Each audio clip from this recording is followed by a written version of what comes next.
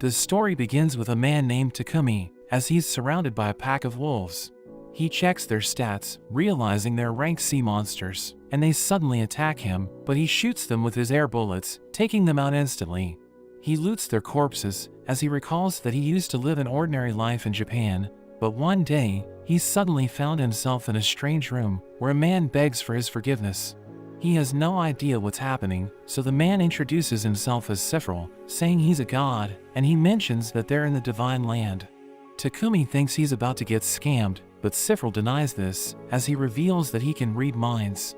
He explains that he was trying to repair the space-time continuum, but he made a mistake, which accidentally killed Takumi.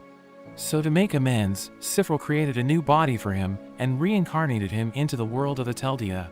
He realizes that his body is equipped with the knowledge he needs to survive, and he checks his stats, realizing he's at level 3. He suddenly hears something approaching, and he sees a boy and a girl, thinking they got lost. So he asks them about their parents, but they're afraid of him, and he hears their stomachs growling, so he thinks they must be hungry. He takes food from his inventory, telling them to eat it, so they taste it, and he realizes that their clothes are in terrible condition. He sees clothes in his inventory, so he makes them wear it, and he asks them if they want to join him, telling them about his plan to leave the forest. But they remain silent, so he decides to use his appraisal skill to learn about them, and he learns that they're both 5 years old, but they have no names. So he decides to name the boy Alan, and the girl Elena, telling them to follow him. As they venture through the forest, Takumi thinks about taking a break, because he doesn't want the kids to get tired. But they suddenly charge in, as a group of monsters appear. He's worried that the monsters might kill them, so he thinks about firing his air bullets, but he's afraid that he might hit them. But they wipe the floor with the monsters, and he can't believe this, realizing they're extremely powerful. He asks them if they sense the monsters approaching, and they confirm this, so he tells them to tell him before running ahead. They head deeper into the forest, and they encounter monsters along the way, but the kids deal with them, and Takumi tells them they're doing a great job. Later that day, Takumi realizes it's time for dinner, so they start a campfire, and they have a meal together, as he notes that the kids are happy, so he thinks they're warming up to him. The next day, they arrive in a city, and Takumi tells the guards that they passed through the forest of Gaia, but they find this difficult to believe, because only the best adventurers can survive in the forest. He tells them that he just gathered medicinal herbs, so he didn't go far, and the guards believe him. But they ask for his identity card, saying he needs it to enter the city, but he explains that he doesn't have one, because he's from a remote village. So the guards decide to screen him, and one of them tells him to hold a crystal ball. He obeys the instruction, knowing it searches for criminal records, so he wonders if the kids are going to be okay, because he doesn't know where they came from. The guard realizes they're all clear, so he gives them temporary identity cards, telling them to get an ID at the guild if they're planning to stay in the city. They look around the city, but Takumi realizes that the kids are afraid of strangers, and he heads to a chapel, where he starts praying to Sliver. So he appears before Takumi, asking him about his life in Ateldia, and he tells Sliver about the kids, saying he's planning to take them to an orphanage. But Sliver tells him not to do it, and he realizes that Sliver planned everything out, saying it was strange that the kids just randomly appeared in the forest. Sliver asks for his forgiveness, but he just wants to learn about the kids, and Sliver explains that he can't tell him everything.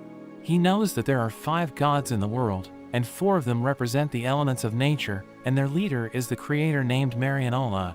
Sliver is the god of wind, and Takumi thinks he can't say anything because the other gods are involved, and he confirms this, saying the kids are special and it was dangerous to leave them in the forest.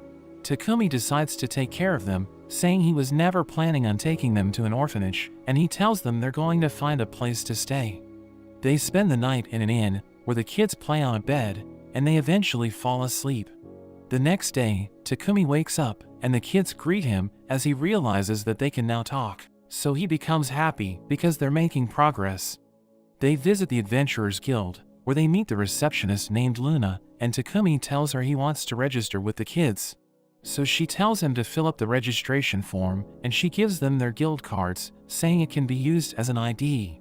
He realizes he's already at level 11, and she tells him about the guild, saying the newcomers begin at F rank, and they can climb all the way up to S rank. She mentions that there's also an SS rank, but there are no adventurers who have achieved that level, She explains that there's a party system for clearing quests, and the rank of the party depends on the average level of the members. To earn profit, the adventurers can accept quests from the guild, or sell the items dropped by monsters. Takumi wants to register a party, and she asks for his party's name, so he thinks about the kids, realizing they look like angels, so he decides to name their party as the White Wings. He checks out the quest board, and we learn that there are 3 types of quests. The hunting quest requires the adventurers to kill monsters, and the protection quest involves defending the objective. But he decides to pick a gathering quest, because they just need to collect herbs to complete the mission, thinking it's ideal for their first quest. He presents it to Luna, who gives them the mission, telling them they just need to gather 10 herbs of lily in 3 days.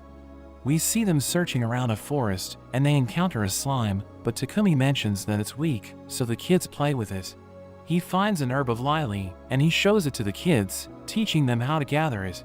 They help him find more, so he tells them they're doing well, and they end up gathering a ridiculous amount.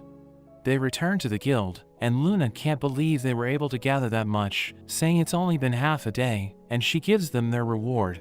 But a man named Dominic suddenly appears, and he wonders what the kids are doing in the guild, so Takumi explains that he's their companion. But Dominic thinks they shouldn't be there, saying they should leave, and he threatens Takumi.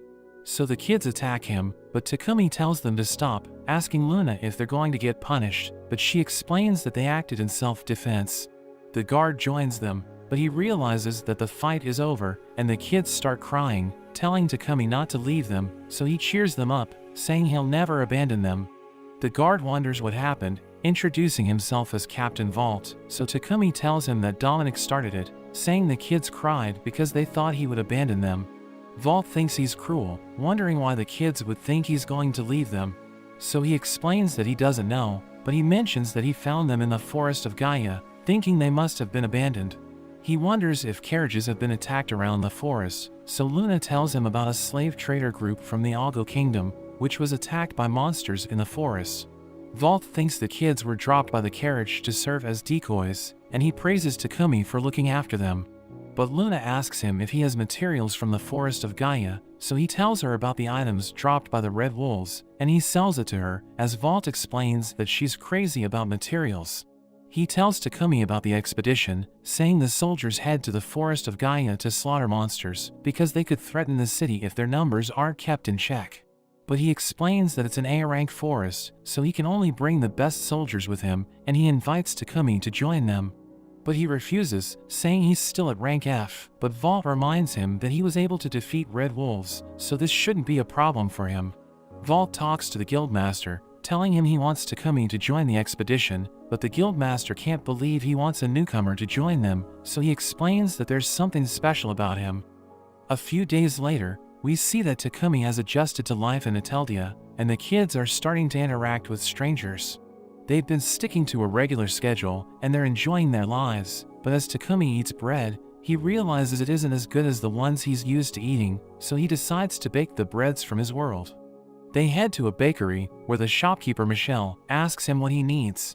But he reveals that he isn't interested in buying anything, and he just wants to ask a favor.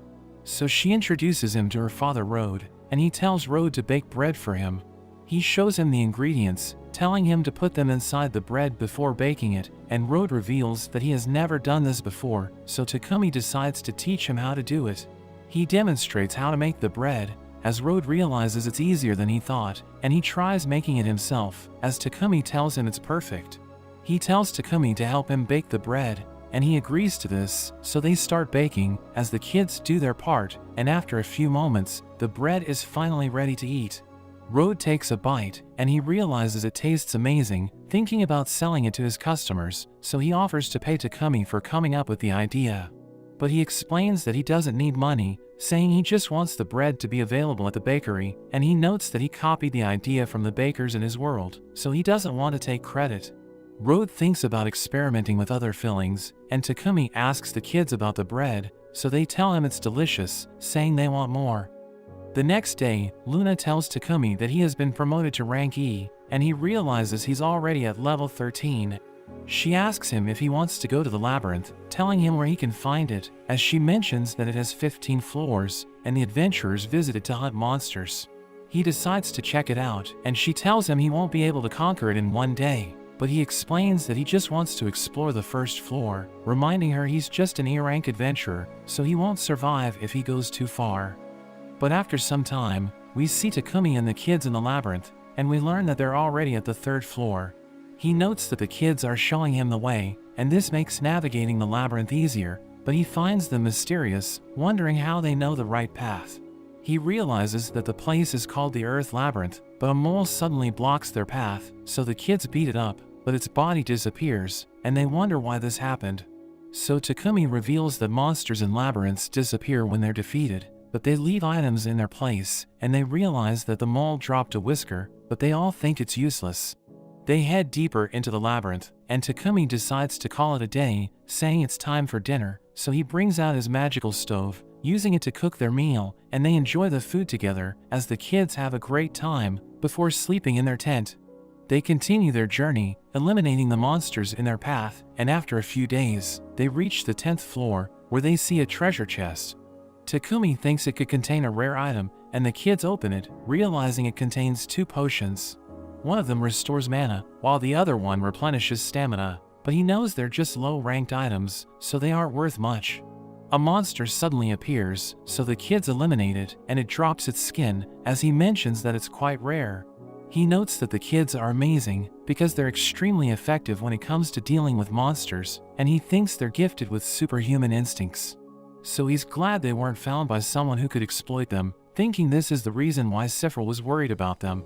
But a snake approaches them, and Takumi checks its stats, realizing it's venomous, so he tells the kids to stand back, thinking this is the perfect chance to try his throw skill. He hurls a rock with incredible force, and it blinds the snake as he uses his wind cutter skill, which slices it into pieces. But giant bees suddenly appear, and the kids struggle to hit them, so they use the throw skill, but the bees fly away, and he's surprised that they also have that skill. As they continue to pursue the monsters, he checks out his inventory, and he thinks about the slime jelly, wondering if it's actually useful. The kids finally defeat the monsters, and they drop honey, as he notes that it's rare, so he thinks hunting bees is a good idea. He prepares a meal, as the kids help him out, and he decides to use honey to enhance the flavor. They start eating together, thinking the food is delicious, but a group of bees suddenly approach them, so he uses his skills to eliminate them. But the kids see another group approaching, so they decide to help, and they're happy that they were able to gather more honey. They finally reach the 15th floor, where they see a giant door, thinking the final boss is waiting inside. They decide to check it out, but the door suddenly closes, as a giant worm appears. Takumi realizes it's the final boss, and they can't escape unless they defeat it. He tells the kids to let him handle it, and he uses his wind cutter, but the boss dodges it, and it starts attacking him with sand orbs. But he destroys them with his air bullets, and he fires his wind arrow, which is able to kill the boss.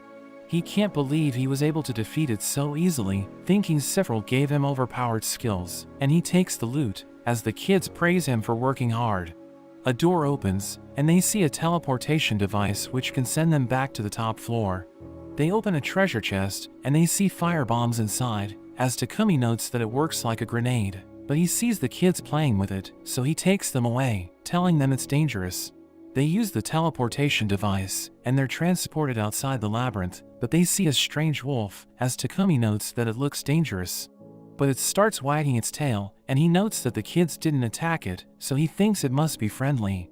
He checks its stats, realizing it's an S-rank beast, and he's surprised that it has a contract with him, thinking Sliver is behind this. He tries issuing orders, and it obeys him, as the kids take a liking to it, saying it looks cute.